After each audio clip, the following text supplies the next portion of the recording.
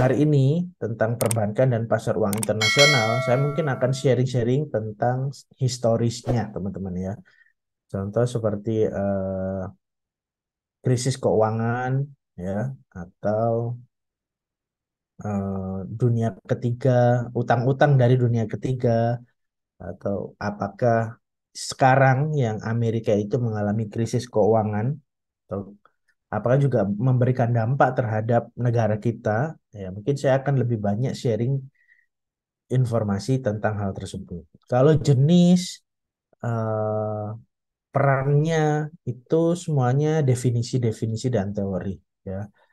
Faktor-faktor yang dari dulu sampai sekarang itu yang saya pelajari dari perkuliahan dulu waktu saya masih mahasiswa sampai sekarang ini nggak ada yang berubah.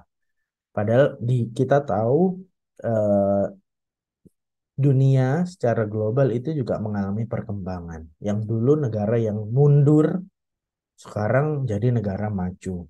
Yang dulu negara terbelakang sekarang jadi negara berkembang, ya. Bahkan yang saat ini yang kita tahu negara maju seperti negara Amerika itu mengalami krisis keuangan, ya. Apa yang membuat hal-hal seperti itu dari historis itu memberikan dampak hingga sekarang, ya. Jadi teman-teman mungkin bisa sambil baca-baca ya. Ya, yang pasti selama ada kegiatan perdagangan internasional, perpindahan barang dari dalam ke luar negeri ke dalam negeri itu pasti berhubungan dengan apa? Biaya, ya, berhubungan dengan valuta asing, berhubungan dengan nilai suatu pendanaan investasi, berhubungan dengan pinjaman-pinjaman. Ini, ya. Saya mungkin nggak terlalu dalam menjelaskan ini. Ini sebenarnya hampir sama seperti valuta asing, ya. Jadi pertukaran mata uang dan segala macam ini hampir sama. Nah, hmm, kalau nggak salah saya minggu lalu itu saya sempat sharing tentang eh, Bank Mandiri yang buka di Madinah, ya. Itu ada kantor kecil.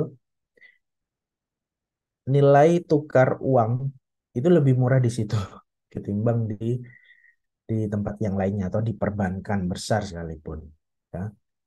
Karena kita mau nukernya rupiah, dan kita carinya bank lokalnya yang ada di situ atau bank cabang dari pusatnya di Indonesia, lokalnya ada di situ itu lebih murah dari persentase kursnya, ya. Tuh.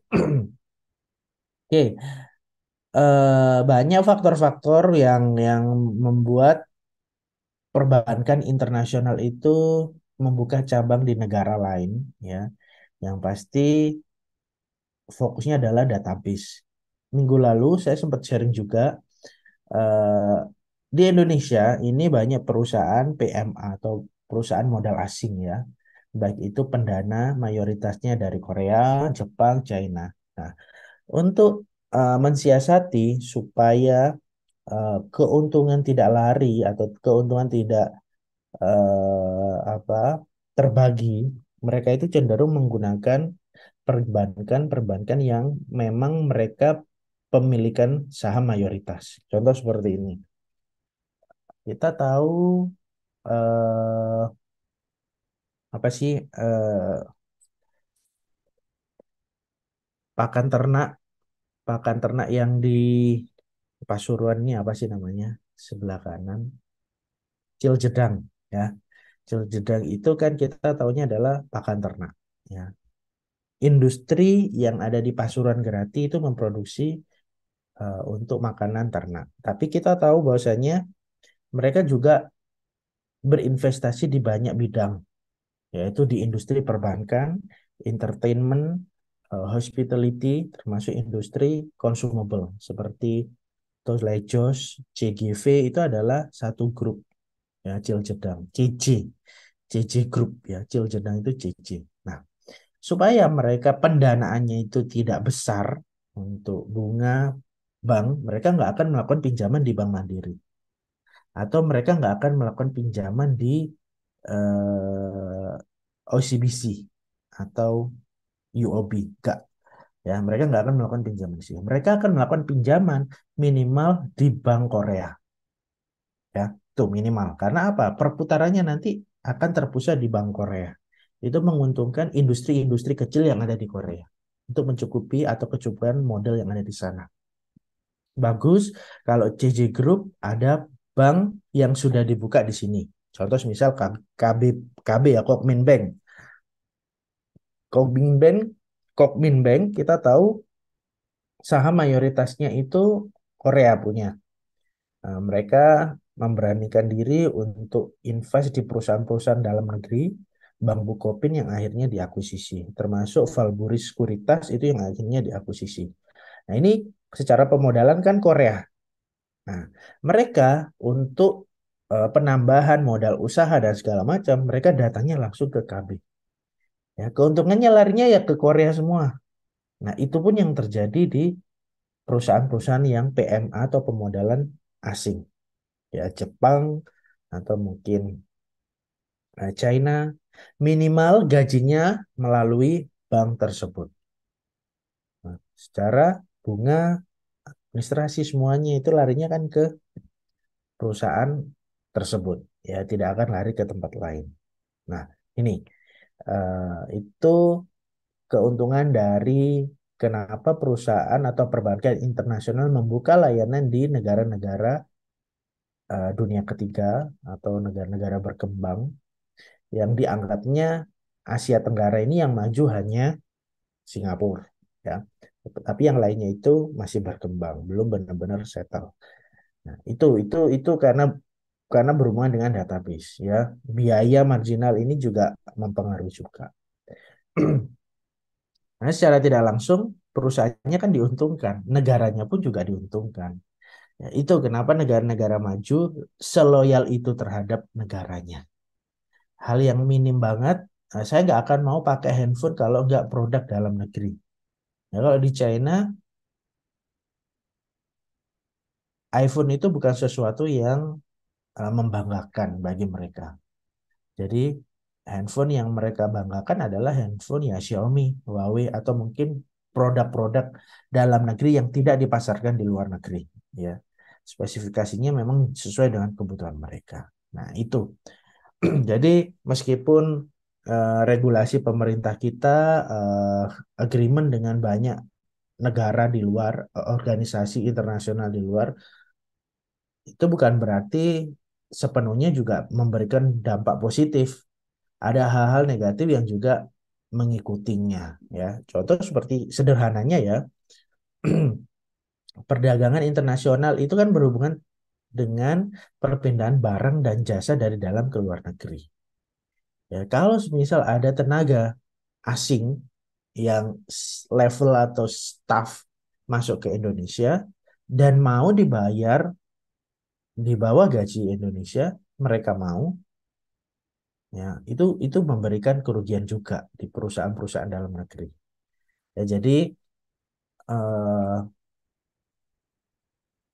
oke, silakan. Jadi selalu ada hal yang memberikan efek negatif terhadap setiap keputusan, ya. Tapi banyak hal positif juga seperti penanaman modal asing. Kalau mau menjual barangnya di dalam negeri, minimal harus ada industrinya dulu. Ya, muncullah perusahaan-perusahaan otomotif di daerah Jawa Barat, Jakarta, Tangerang, Banten itu kan banyak. Ya, kita tahu kayak Wuling itu kan assemblingnya kan di sini. Terus perusahaan-perusahaan otomotif dari China kalau mau memasarkan produknya di dalam negeri, assemblingnya harus ada di Indonesia, ya. Karena populasi di Indonesia ini banyak, jadi bisa jadi lahan yang menguntungkan bagi perusahaan-perusahaan itu. Nah, itu itu itu juga memberikan dampak terhadap setiap keputusan yang dibangun khususnya di pemerintah kita.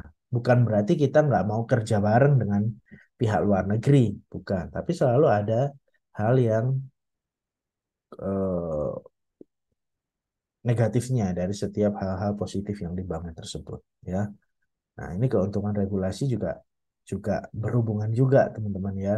Kalau semisal JJ nggak mungkin datang ke Indonesia buka pabrik, tapi pendanaannya pinjam di Mandiri, tidak mungkin. Ya, karena kan kalau pinjamnya untuk modal kerja nggak mungkin 1 juta 2 juta atau 100 juta 500 juta kan tidak. Namanya modal kerja pasti nilainya kan miliar atau triliun. Kalau bunganya 0,05 aja misalnya pinjam di Mandiri, berarti kan yang diuntungkan juga Mandiri. Nah, pihak mereka itu pasti nggak akan mau. Ya, kalaupun harus bayar bunga minimal ke perusahaan yang sama atau perusahaan yang berbendera sama, misal. Ya, itu yang sering sering kita mungkin lupa bahwasanya loyalitas terhadap suatu negara itu juga dibutuhkan. Ya, bukan berarti kita mengabaikan teknologi ataupun industri-industri yang jauh lebih maju fasilitasnya dibanding negara kita sendiri. Bukan. Tapi kita bisa menganalisisnya.